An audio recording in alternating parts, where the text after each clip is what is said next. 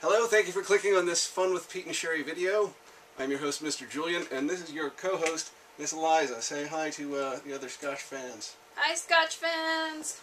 Oh, and this, of course, is your usual co-host, Tipsy. I thought you said you were going to distract Tipsy for me. Okay. Okay, Well, tonight, folks, as those of you with sharp eyes have no doubt seen, we're doing something very special. An excellent whiskey, Highland Park 18-year-old. And while I've had this whiskey from time to time, I've never owned a bottle of it before. So, this is very exciting. Cracking it open. Oh, look at that big wide cork.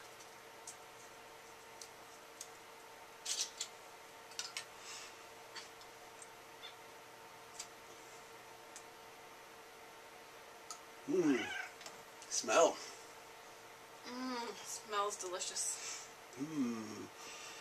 Yes, green apple and like a green, not entirely ripe pear I get. Alright, let's pour some and see what else we get. Where's the cup for Tipsy, eh? Tipsy usually tries to drink out of my glass eventually. There you go.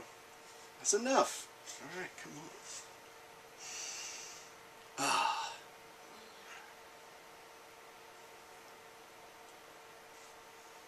There's that tanginess, and then there's like caramel sweetness or something like that a little further down.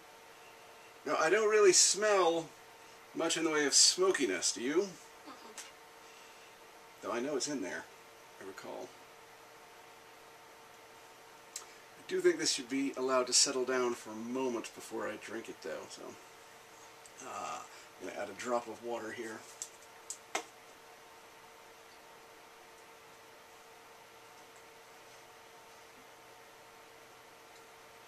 7 drops to be precise. 3, 4, 6. Oh, I got 8. Well, that's probably okay. See you in 10 minutes. This is bottled at probably 43%. Yes.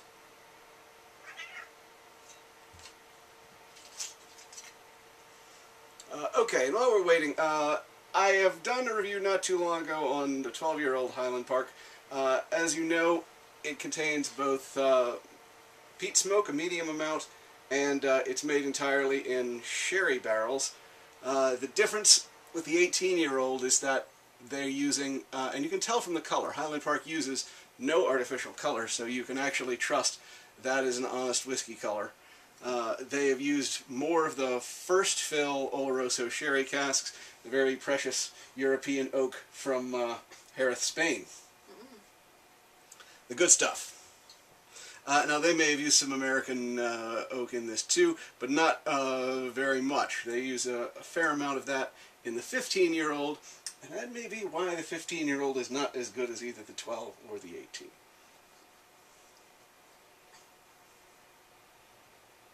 Oh, man. Yeah, smell now.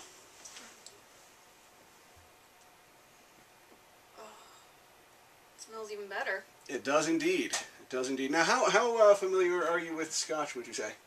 Oh, not at all. Not at all. Okay. So, I think this is a good test, actually, because this is supposed to be a very good spirit. It should be good, if it really is good, even just for someone who doesn't know Scotch very well. That's my theory. This is a Scotch that you don't have to know anything about Scotch to recognize is good. Let's see what else. I mentioned no caramel coloring. This is also made at 43% alcohol. And I don't see anything that says no chill filtering, unfortunately. But I think that it's probably not an extremely deep chill filtering. You can use chill filtering can be a sort of it's not necessarily binary. You can chill to various degrees before you do your filtering. All right. Okay, final test.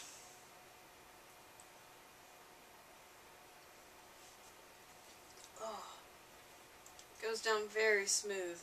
It is awfully smooth.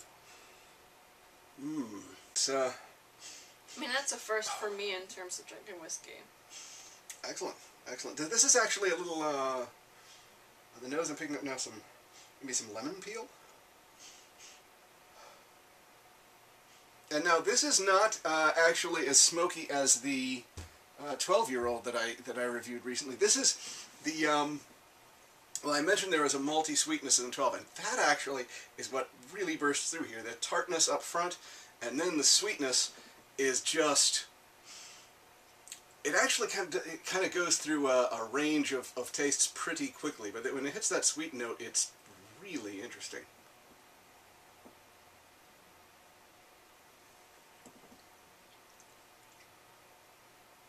It's got a good tingle to it, like a... Yeah, yeah, I often find that it's like almost between the sweet and the tart. I find Highland Park kind of feels like your mouth is vibrating a little bit. Like, Yeah, I can see that. I think of all the whiskey that I've ever tried with you, this is by far my favorite. Excellent.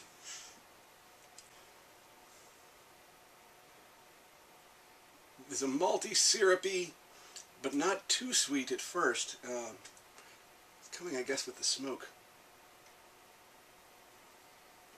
No, I'm kind of surprised though, because the order of taste seems to be almost reversed from the Highland Park 12, where it was like tart, sweet, smoky. I'm almost picking up smoke on the initially here, and then sweetness after. Maybe that's what people are talking about with the drying your mouth initially. That probably is. Now I'm going to do a little trick here.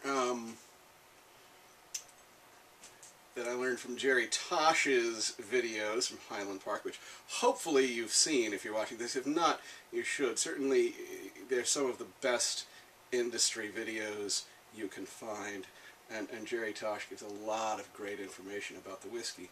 And yes, look at that. Look at the legs. Oh man, is that beautiful? It is beautiful. I've actually never seen a Scotch create such a beautiful pattern of the tears and legs. That is amazing, amazing. And you probably can't see that from here, but it's literally, it's completely symmetrical. They're thin but not too thin, and they all roll at like the same speed. That's really fantastic. I'm going to try that again. I'm gonna cheat a little bit and refill. Need a little more? Maybe just a little bit. Okay. Excellent. Alright, let's see that again. Slow-mo replay.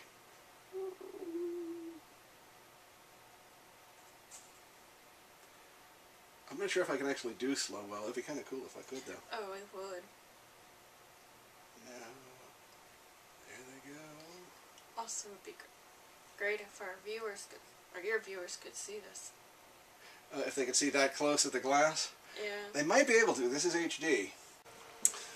Okay, now I gave a Highland Park 12 a rating of 9.0 because it's very, very good. And I am going to give this a rating of 9.3, which ties it for the highest rating I've ever given a Scotch with Balvenie Doublewood. And yes, Balvenie Doublewood is a good bit cheaper, but as variety is the spice of life, I certainly recommend that you drink this one at some point.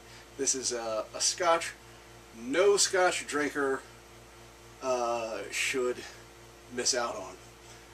Truly, I would not say that about very many of the Scotches I review, but if you miss out on this one, you're missing one of the great pleasures of being a Scotch drinker. This one will make you very pleased with the path you've chosen.